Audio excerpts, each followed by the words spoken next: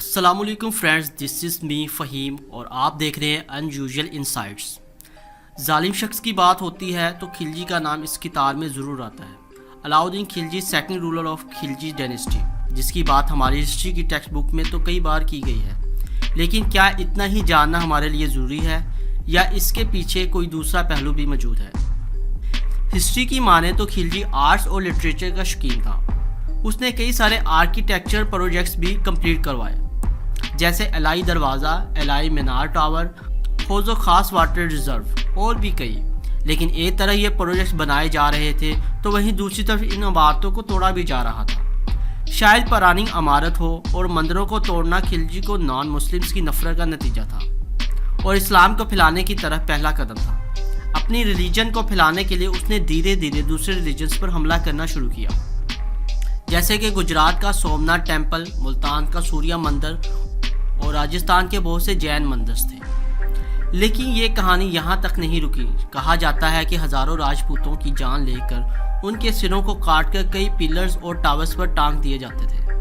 یہ ٹاورز دلی اور اس کے پاس شہر میں لگوائے جاتے تھے تاکہ ہر انسان تک یہ خبر پہنچ جائے جو بھی خلجی کے رول کو نہیں مان رہا یا کوئی اور بغاوت کی سوچ رہا ہے تو اس کی روح کانپ اٹھے۔ لیکن 16 سینچری کے ہسٹورین فرشتے کی مانے تو ہزاروں منگولز کو چن چن کر بے رحمی سے مارے جانے کے بعد تقریباً 8000 منگولز کے سروں کو کاٹ کر ان کے سروں پر سری فورٹس کی امید رکھی گئی تھی۔ سری کا مطلب ہی سروں سے بنا ہوا فورٹ ہوتا ہے۔ اس سب کے چلتے اس کا خوف ہر جگہ پھیل چکا تھا۔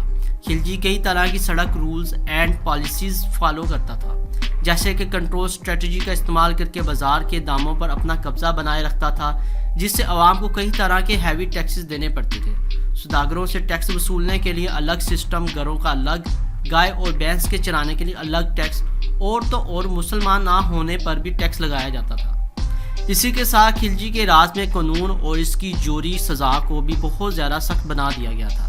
ایسا مانا جاتا تھا کہ کوئی چھوٹا جرم کرنے پر ہاتھ پیر کا کاٹ دینا یا آنکھ نوچ لینا تو معمولی سی بات تھی۔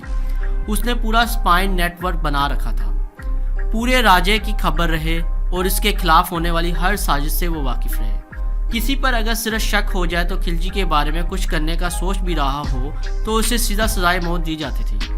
خلجی نے سرے پل کی سزا شروع کی تھی۔ اس میں کسی مجرم کو پیڑ یا کسی پل کے ساتھ الٹا باندھ دیا جاتا تھا اور اسے تب تک مارا جاتا تھا جب تک کہ اس کے خون کا آخری قطرہ اس کے جسم سے نہ نکل جائے اور اس کی چینخیں میلوں دور تک نہ سنائی دے۔ خلجی سزائے تختہ پوش کا بھی استعمال کرتا تھا، جس میں وہ مجرم کو کسی ویٹی چیز جیسا کہ تھرون یا کسی ہاتھی کے پیر کے نیچے دبوچ کر مار ڈالتا تھا۔ اس کا خوف اتنا زیادہ بڑھ چکا تھا کہ خلجی پوری دلی سلطنت کا پہلا سلطان تھا جو ساؤتھ انڈیا میں ایکسپینڈ کرنے میں کامیاب رہا، لیکن اس کی قیمت معصوموں کو چکانی پڑی۔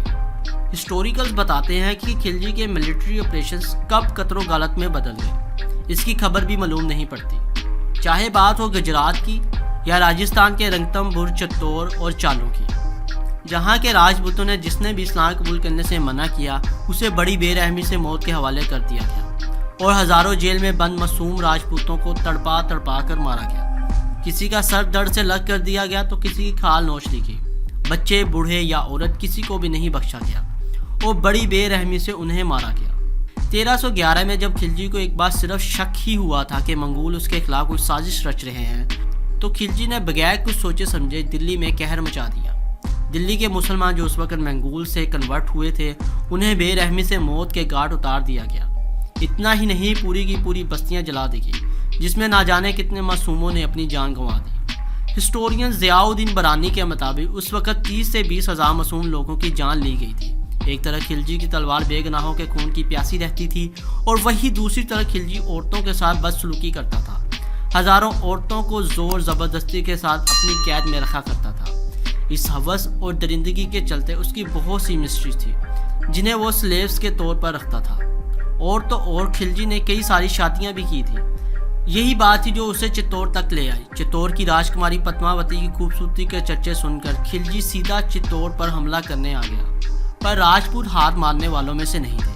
راجکماری پدماوتی اور چتور کی حفاظت کرنے کے لیے راجا رتن سنگھ اور ان کی آرمی پوری جان لگا کر لڑی۔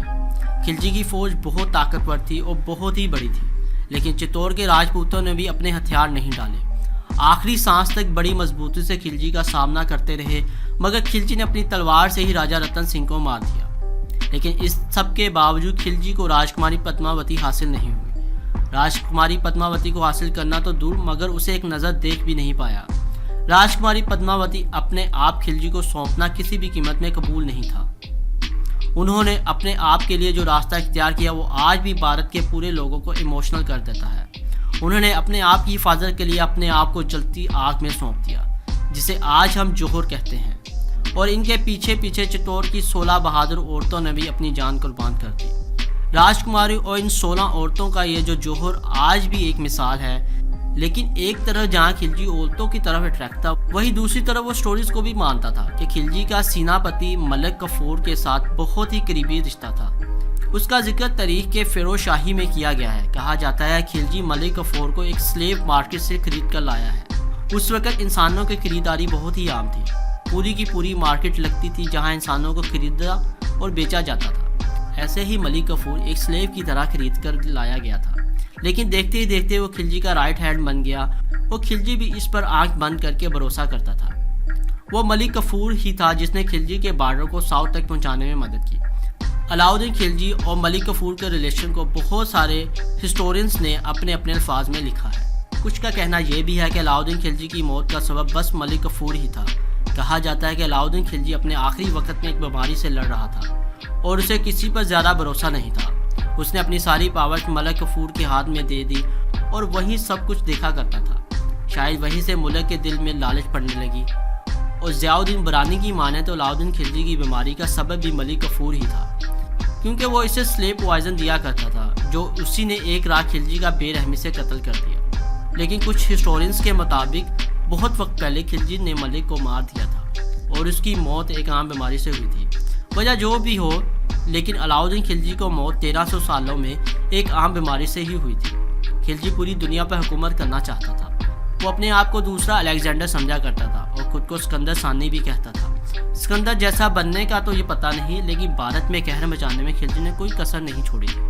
ये इंडिया का सबसे खतरनाक विलन माना जाता है। आपके इस बारे में क्या थॉट्स हैं? अपनी राय का इजहार कमेंट सेक्शन में ज़रूर कीजिएगा। आप लोगों के साथ मुलाकात होगी अगली वीडियो में। तब तक के लिए अपना बहुत ज़्यादा ख्याल रखिए।